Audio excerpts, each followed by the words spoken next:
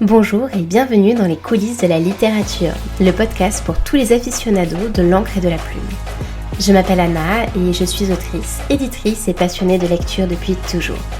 Dans ce podcast, je vous partage des anecdotes littéraires pour redécouvrir les chefs-d'œuvre de la littérature et leurs auteurs sous un nouvel angle, mais aussi une mise en perspective de certaines problématiques actuelles de la littérature. Alors, prêt à entrer dans la secte des adorateurs de mots avec moi ? Bonjour et bienvenue dans notre traditionnel épisode hebdomadaire consacré au dessous de la littérature. Je suis ravie de vous retrouver cette semaine pour vous parler, enfin plutôt vous entretenir, comme on le disait si joliment autrefois, d'une épistolière de renom, porte-voix du grand siècle, celui des trois mousquetaires de D'Artagnan et de Louis XIV. Le grand siècle, celui qui vit briller le roi soleil et resplendir Molière ou Racine. Je veux également parler du siècle des Précieuses et du siècle de Madame de La Fayette, mais surtout de sa grande amie, la marquise de Sévigné. Alors oui, contrairement à Madame de La Fayette, la marquise n'est pas publiée de son vivant et n'est guère connue pour son roman. Là où la princesse de Clèves sera assumée haut et fort, clamée par son autrice et reconnue par ses lecteurs, les lettres de la marquise sont vouées, normalement, à rester sous le couvert de l'intime. Mais ça, c'était sans compter l'immense spiritualité et la verve de sa plume, qui les écrit et qui donne envie à divers copistes de les multiplier, puis de les rassembler et les publier à titre posthume. Comme toujours, je m'empresse de vous donner 1000 détails sans poser d'abord le cadre, alors revenons d'abord aux bases, à savoir qui fut Madame de Sévigné. Madame de Sévigné, également désignée comme étant la marquise, s'appelle en réalité Marie de Rabutin-Chantal. Elle naît le 5 février 1626 à Paris, dans le quartier du Marais. Elle est la fille de Marie de Coulanges et de Celse Bénigne de Rabutin, dont elle sera très tôt orpheline, puisque son père, issu de la noblesse bourguignonne, meurt alors qu'elle n'est âgée que de 18 mois, tandis que sa mère, pour sa part, mourra lorsqu'elle n'a que 7 ans. Pour vous donner un repère dans ce siècle que l'on a tendance à méconnaître tant il est éloigné de nous, dites-vous que le règne de Louis XIV, lui, commence en 1638 et durera jusqu'en 1715, tandis que notre très estimée marquise trépassera en 1696. Alors si aujourd'hui la marquise est connue par toutes et tous comme étant une autrice de lettres géniales, mais quelle fut sa vie ? En 2 mots, la voici. La petite Marie est élevée par ses grands-parents. Elle apprend rapidement l'italien et l'espagnol et se ravit très tôt pour les pièces de Corneille, tout comme elle aimera plus tard les fables de La Fontaine, qu'elle apprendra même souvent par cœur au sein du cercle des Précieuses. Ses grands-parents lui choisissent un beau parti, Henri de Sévigné, qu'elle épouse à 18 ans. Ils ont 2 enfants ensemble, Françoise et Charles. Puis, il apparaît que Madame de Sévigné, prudente ou hypocondriaque, chacun en jugera, a une peur panique de retomber enceinte et surtout de mourir en couche. Elle décide alors de faire un vœu de chasteté, vœu qu'elle respectera toute sa vie, y compris après la mort de son époux alors qu'il succombe aux suites d'une blessure d'un duel à l'épée, alors qu'elle n'a que 25 ans. Elle sera amie avec Madame de La Fayette et fréquentera assidûment les salons parisiens, intégrant le cercle des Précieuses, ces aristocrates délicates et lettrés qui avaient érigé l'art de la conversation en suprême raffinement. L'autre point d'importance qu'il faut mentionner à propos de la marquise, c'est sa fille. Autant, son fils Charles n'a pas l'air de lui avoir laissé un amour absolument incurable, autant sa fille, c'est autre chose. Elle l'aime éperdument et reporte sur elle toute son adoration. Et le drame de sa vie, mais qui fait notre bonheur, et vous allez comprendre pourquoi, c'est lorsque sa fille quitte le giron maternel pour aller vivre en Provence auprès de son époux, le comte de Grignan. C'est cette absence qui devient un véritable déclencheur pour la marquise qui souffre tant de cette séparation qu'un seul moyen lui permet de surmonter sa peine, écrire. Écrire pour faire subsister la présence de sa fille, même en pensée à ses côtés, écrire pour l'entretenir des nouveautés à Paris, écrire pour l'art de la conversation, écrire pour recevoir de ses nouvelles. C'est ainsi qu'elle lui écrira, du moins d'après les lettres qui nous sont parvenues et qui ne sont probablement pas complètes, environ 740 lettres. Sa correspondance totale se portant aux environs de 1000 épîtres au total. Elle ne cessera d'écrire qu'à sa mort, et tout ce que je viens de vous raconter pourrait déjà constituer une anecdote, voire plusieurs. Le fait par exemple qu'elle a racheté l'hôtel Carnavalet pour pouvoir y accueillir sa fille, en sachant qu'aujourd'hui, c'est quand même le musée de l'histoire de la ville de Paris, ça vous donne une petite idée de sa taille, ce n'est pas rien. Le fait également qu'elle ait été amie avec D'Artagnan aurait aussi pu m'inspirer, ou encore qu'elle était adepte de l'automédication et qu'elle était assez fantaisiste dans les potions qu'elle prenait. Bah oui, mais non.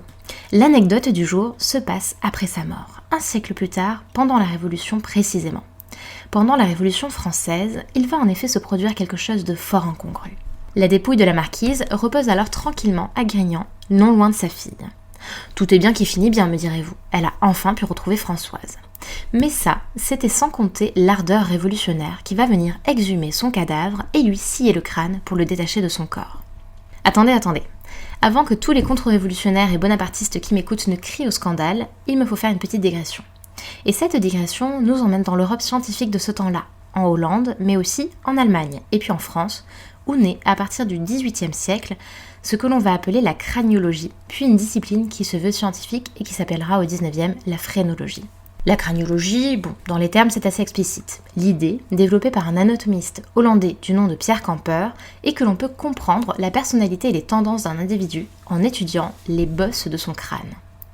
La phrénologie, qui est ensuite poursuivie et développée par Franz Joseph Gall, reprendra plus ou moins cette idée, c'est-à-dire selon laquelle l'étude détaillée et anatomique du cerveau permettrait d'en déduire les dispositions intellectuelles et spirituelles. Hélas, bien entendu, les pseudo-déductions concernant l'intelligence et la personnalité de quelqu'un ne tarderont pas à légitimer et appuyer des théories racistes opposant les Européens aux non-Européens. Mais, et c'est de cela dont je voulais vous parler aujourd'hui, cela aiguisera également l'appétit des chercheurs pour des cerveaux dits exceptionnels. Or, quoi de plus exceptionnel à l'époque où la poste n'est pas encore motorisée, ni aussi rapide qu'aujourd'hui, où l'on ne connaît ni mail, ni SMS, ni même réseaux sociaux, que d'avoir 1 millier de lettres à son actif, je vous le demande. Vous voyez ce que ça fait déjà 1 million, Armina? Ah c'est bien, oui merci. C'est donc bien sur ce motif que le corps de Madame de Sévigné sera exhumé, son crâne scié à la base de la nuque, puis expédié à Paris pour étude. Aucune étude ne nous est cependant parvenue qui aurait permis d'expliquer son incroyable fécondité intellectuelle. Chou blanc donc. Je vous laisse après ces 2 petits extraits humoristiques sur un extrait de la plus célèbre des lettres de Madame de Sévigné, celle adressée à Monsieur de Coulanges, la lettre dite de Mademoiselle en 1670. C'est un extrait que j'ai trouvé sur France Culture, je vous mettrai les références en bas de l'épisode. Je m'en vais vous demander la chose la plus étonnante, la plus surprenante, la plus merveilleuse, la plus miraculeuse, la plus triomphante, la plus étourdissante, la plus inouïe, la plus singulière, la plus brillante, la plus digne d'envie, enfin une chose dont on ne trouve qu'un exemple dans les siècles passés, encore cet exemple n'est-il pas juste, une chose que l'on ne peut pas croire à Paris, comment la pourrait-on croire à Lyon, une chose qui fait crier miséricorde à tout le monde, une chose qui comble de joie Madame de Rohan et Madame d'Autrive, une chose enfin qui se fera dimanche, où ceux qui la verront croiront avoir la perruque, une chose qui se fera dimanche et qui ne sera peut-être pas faite lundi. Je ne puis me résoudre à la dire, devinez-la, je vous le donne en 3. Jetez-vous votre langue au chien. Eh bien, il faut donc vous la dire. Monsieur de Lauzun épouse dimanche au Louvre. Devinez qui? Je vous le donne en 4, je vous le donne en 10, je vous le donne en 100. Madame de Coulanges dit, voilà qui est bien difficile à deviner, c'est Madame de Lavallière. Point du tout, madame. C'est assurément Mademoiselle de Créqui. Vous n'y êtes pas, il faut donc à la fin vous le dire. Il épouse dimanche au Louvre avec la permission du roi, Mademoiselle. Devinez le nom. Il épouse Mademoiselle, ma foi jurée, Mademoiselle, la grande Mademoiselle, Mademoiselle, fille de feu monsieur, Mademoiselle, petite fille de Henri IV, Mademoiselle de Dombes, Mademoiselle de Montpensier, Mademoiselle d'Orléans, Mademoiselle, cousine germaine du roi, Mademoiselle, destinée au trône, Mademoiselle, le seul parti de France qui fit digne de monsieur. Voilà un beau sujet de discourir.